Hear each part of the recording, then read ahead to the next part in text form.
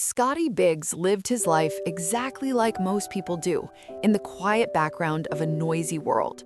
He lived in New York City, tucked away in a tiny, cramped apartment sitting directly above a little bodega that one of his childhood friends still owned.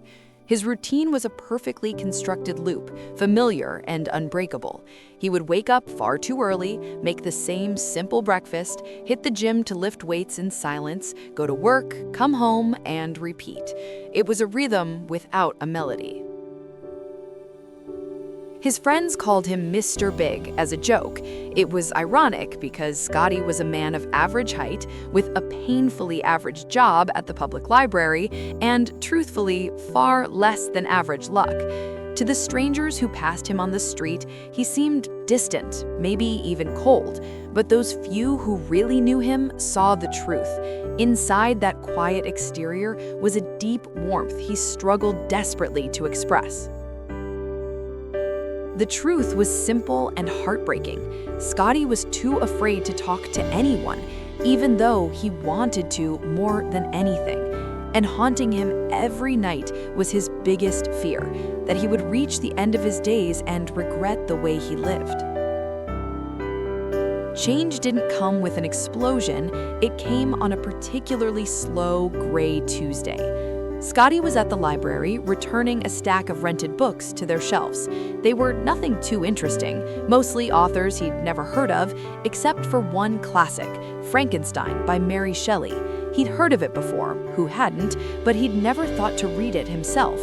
Holding the battered book in his hand, feeling its weight, he thought, maybe this is a sign. He flicked through the preface, walking slowly back to the front counter. Outside, the weather turned. Rain began to tap gently against the large glass windows at the front of the library, blurring the city lights. Suddenly, the door pushed open. A woman in a brown raincoat slipped inside, bringing the scent of rain with her.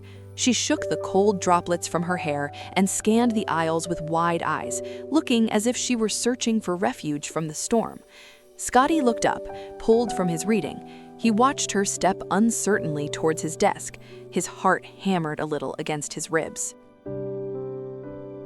Looking for something or just browsing? His voice came out quieter than he intended. She jumped slightly, clearly not expecting company in the quiet room. Oh, hi. Are there any good sci-fi books you'd recommend? Her smile was quick but disarmingly genuine. It cut through the gloom of the rainy afternoon. Scotty glanced down at the old, battered copy of Frankenstein still in his hand. He offered it to her hesitantly, like a peace offering. I think this is the original.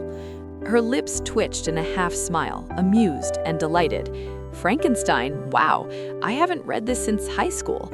Scotty handed over the book. As her fingers brushed against the cover, he suddenly became painfully aware of his own uncertainty. It's all yours. She tucked a damp strand of hair behind her ear, securing the book under her arm. I'm Emily, by the way. I'm Emily. Her openness shook Scotty.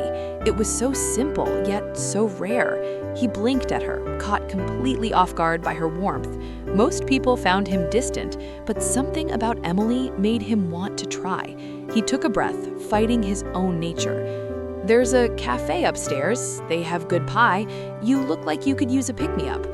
As soon as the words left his mouth, Scotty slipped into self-conscious panic. An awkward silence fell between them, thick and heavy. The cafe's just up there if you... No, yeah, that's... Oh, sorry. They stumbled over each other's words, and then laughter broke the ice as they overlapped their apologies. That rainy afternoon became the first of many. Soon, meeting in the cozy upstairs cafe became a sacred ritual. Over shared cups of hot coffee and slices of cherry pie, they swapped stories. They talked about their worst jobs, their favorite hidden corners of New York City, and the dreams they'd never said out loud to anyone else. Scotty discovered that Emily was an amateur photographer. She loved capturing raw slices of city life and occasionally worked bigger occasions like weddings or parties. She lived just a few blocks away.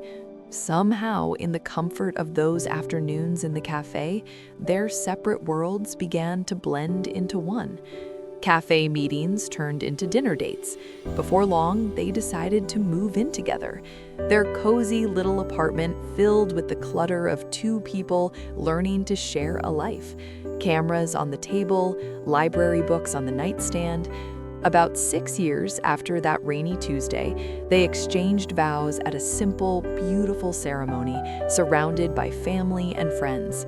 They eventually opened their own cafe, a place just like the one where they fell in love, and kept it running for some years. Mr. Biggs made no sweeping cinematic changes he once dreamed of.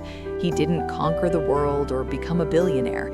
But in the small, everyday ways, in the morning coffee, in the shared laughter, in the raising of a family, he finally learned to live big.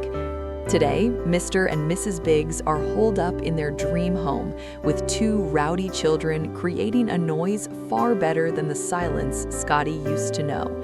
And in his own way, he is still living big.